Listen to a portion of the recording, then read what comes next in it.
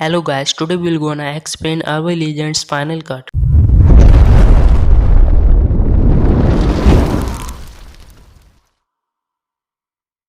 Movie के start में हम एक लड़की को प्लेन में देखते हैं जो प्लेन के बाहर खराब मौसम होने की वजह से घबरा रही थी। इतना कम नहीं था कि उसके बगल में बैठा एक चश्मश आदमी उसे डरावनी कहानियां सुनाकर और डरा देता है। उनके जस्ट पीछे दो कपल बैठे थे जिसमें लड़की का नाम सैंड्रा था। सैंड्रा और उसका बॉयफ्रेंड इंटीमेट होने के लिए टॉयलेट में चले जाते हैं कि तभी पूरा प्लेन खराब मौसम होने की वजह से हिलने लगता है और इसी बीच फर्स्ट क्लास से कोई आदमी सेकंड क्लास में झांकता है जिसे वही चश्मश आदमी देख लेता है। जब सैंड्रा अपने बॉयफ्रेंड के साथ इंटीमेट हो रही थी तभी वो टॉयलेट के आईने पर लिखा हुआ पढ़ती है जिसमें लिखा हुआ था यू आर गोइंग डाउन, जिसका मतलब होता है तुम नीचे जाने वाले हो। ये पढ़कर सैंड्रा जैसे ही टॉयलेट के बाहर आती है तो वो वहाँ पैसेंजर्स की कटी हुई गर्दन देखती है और देखती है उस कातिल को जो चाकू लिए वहाँ खड़ा था। उसे देख सैंड्रा सीधे पायलट रूम में चली जाती है जहाँ उस किलर ने उन पायलट्स के भी गले काट दिए थे। जब सैंड्रा हेल्प के लिए माइक्रोफोन पर मदद मांगती है तभी प्लेन के मिरर पर कोई आदमी आ जाता है और हमें पता चलता है कि ये सब तो एक शूटिंग का हिस्सा है और जो आदमी प्लेन के मिरर पर आया था वो इस फिल्म का डायरेक्टर है और उसका नाम टोबी है। टोबी ने शूटिंग को बीच में ही रोक दिया था क्योंकि सैंड्रा बहुत बेकार एक्टिंग कर रही थी। वहाँ दो लड़कियां और थीं जिनमें से एक का नाम एमी था और दूसरी का नाम वेनेसा। दोनों ही शूटिंग पर टोबी की मदद कर रही थी। नेक्स्ट सीन में हम सोलोमन नाम के आदमी को देखते हैं जो कि बहुत से यंगस्टर्स को भाषण दे रहा था। दरअसल ये सभी बच्चे एक स्कूल में आए थे जहाँ फिल्म से रिलेटेड हर प्रकार की चीज सिखाई जाती है और सोलोमन इस स्कूल के प्रोफेसर हैं जो कि उन सभी स्टूडेंट्स को ये समझा रहे थे कि इस साल का सेमेस्टर खत्म होने से पहले सभी स्टूडेंट्स को अपना स्क्रीन प्ले जमा करना होगा जो कि एक प्रकार की डेमो फिल्म होती है और जिसका स्क्रीन प्ले सबसे अच्छा होगा उसे अवार्ड सेरेमनी में $15,000 और हॉलीवुड में मूवी बनाने का मौका मिलेगा। लेक्चर के खत्म होने के बाद हम एमी को लाइब्रेरी जाता देखते हैं पर चूंकि रात बहुत हो गई थी इसलिए रास्ते में ही उसे एक सिक्योरिटी गार्ड जिसका नाम रीस है डांटने लगती है। रीस उसे लाइब्रेरी तक लिफ्ट देने को कहती है जिस पर एमी मान जाती है। रीस एक बड़बोली औरत थी,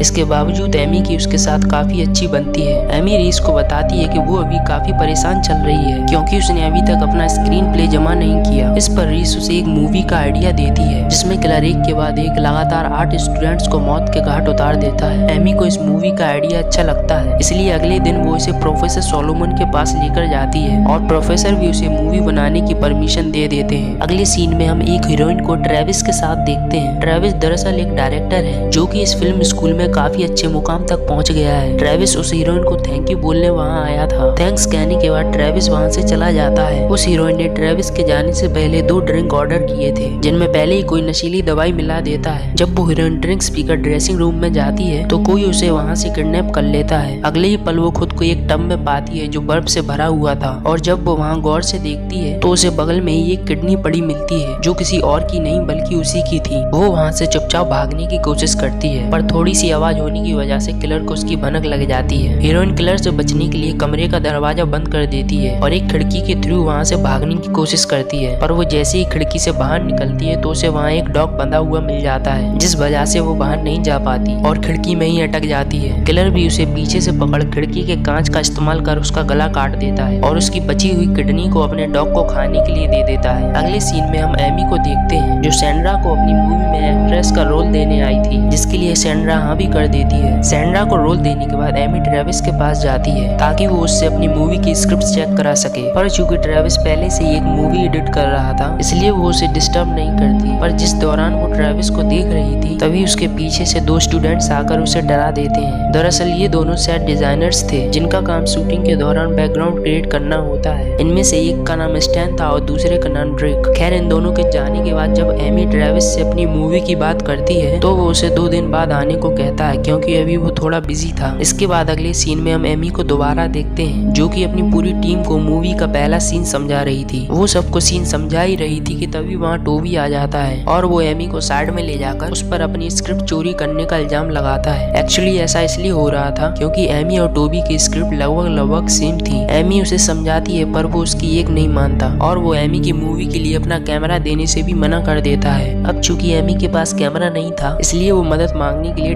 ट्रेविस के पास जाती है। एमी जैसे ही ट्रेविस को देखती है तो वो काफी उदास था क्योंकि उसकी बनाई हुई मूवी को -C ग्रेड मिला था। एमी ट्रेविस को चीयर अप करती है और उससे एक नए कैमरे की मांग करती है। ट्रेविस के पास कैमरा तो नहीं था पर वो उसे साइमन नाम के कैमरामैन के बारे में बताता है जिसने उसकी फिल्म बनाई थी। ये इन्फॉर्मेशन लेकर एमी वहाँ से चली जाती है और अगले ही दिन अपनी पूरी टीम के साथ मूवी बनाने लगती है, वो भी एक लोकल कैमरा के साथ, क्योंकि साइमन नाम का वो कैमरामैन अभी तक नहीं आया था। पर जैसे ही वो वहाँ आता है तो एमी उसे थैंक यू बोल अपनी मूवी कंटिन्यू करने लगती है, जिसमें पहला सीन ये था कि सैंड्रा एक कटे हुए डॉग को देखकर चिल्लाती है और तभी उसके पीछे से एक किलर आता है जिसे देखकर वो फिर से चिल्लाती है। शूटिंग खत्म होने के बाद जब सैंड्रा अपने घर जाती है तो वो अपनी कार की चाबी सेट पर ही भूल जाती है, जिसके लिए उसे वापस सेट पर जाना पड़ता है। सेट पर आकर जैसे ही वो चाबी उठाने के लिए झुकती है तभी उस पर कोई पीछे से हमला कर देता है। इसके बाद अगले दिन सभी क्रू मेंबर्स मूवी के फर्स्ट सीन की रिकॉर्डिंग देखने लगते हैं जो उन्होंने कल ही बनाई थी, जिसमें पहले और दूसरे शॉट को देखकर सब लोग मुंह बनाने लगते हैं क्योंकि सैंड्रा इनमें बहुत बेकार एक्टिंग कर रही थी। लेकिन जब तीसरा शॉट चालू होता है तो सभी को सैंड्रा की एक्टिंग पसंद आने लगती है। अब इन लोगों को क्या पता था कि ये कोई एक्टिंग नहीं थी बल्कि सैंड्रा पर पिछली रात सच में किसी ने अटैक किया था।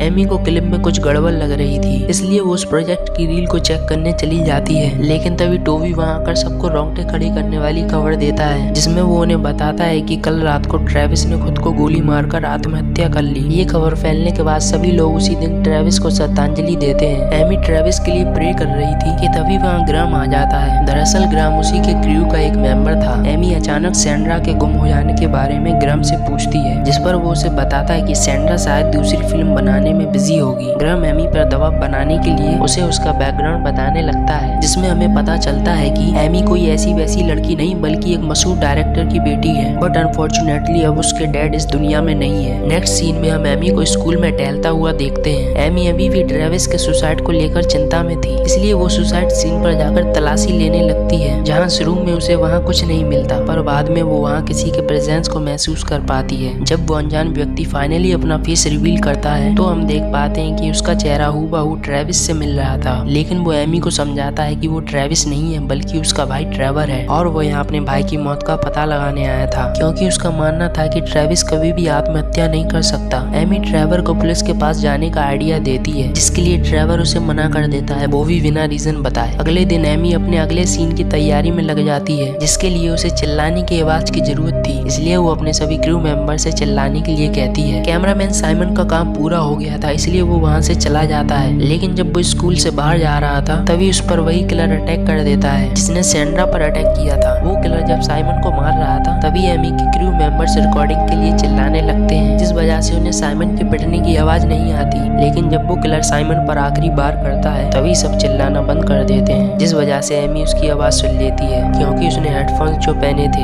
एमी तुरंत चेक करने बाहर जाती है पर उसे वहाँ कोई नहीं मिलता क्योंकि तब तक तो वो किलर साइमन को लेकर वहाँ से जा चुका था। एमी उस एरिया की रिकॉर्डिंग चेक करने के लिए सिक्योरिटी रूम में जाती है, जहाँ उसे रेस टीवी पर गाना लगाकर डांस करती हुए मिलती है। जब वो उसे सब कुछ बताती है तो रेस उस पर यकीन नहीं करती, पर एमी के इंसिस्ट करने पर वो उसे पिछले 1 घंटे की रिकॉर्डिंग्स दे देती है। इसके बाद जब एमी स्टूडियो में जाकर वो रिकॉर्डिंग्स चेक करती है तो उसे उसमें सचमुच वो किलर दिख जाता है। रिकॉर्डिंग्स देखने के बाद जब एमी स्टूडियो से बाहर जाने लगती है तो उसे वहाँ किसी के होने का आभास होता है और इतने में ही वहाँ कोई मास्क पहनकर आ जाता है। एमी को लगता है कि ये इस बार भी स्टैन और ड्रिक का काम है, इसलिए वो उसे डराने के लिए मना करती है, पर जब सामने से कोई रिप्लाई नहीं आता तो एमी को उस पर शक होने लगता है और उसका शक हकीकत में तब बदलता है जब वो बहरूपिया गेट तोड़कर उसे मारने की कोशिश करता है। एमी खुद को उससे बचाने के लिए उससे दूर भागती है और इस चक्कर में वो एक जंगल में आ जाती है, जहाँ वो घबराहट के चलते एक तालाब में गिर जाती है और वहाँ किलर से बचने के लिए वो एक पाइप के जरिए एक टनल में छुप जाती है, लेकिन किलर उसे फिर भी ढूंढ लेता है, इसलिए एमी टनल के थ्रू ही बाहर भागने लगती है। वो उससे दूर ही भाग रही थी कि तभी वहाँ रेस आ जाती है जो कि कैमरा की मदद से एमी तक पहुंची थी। रेस के आते ही वो किलर वहाँ दिखाई नहीं देता।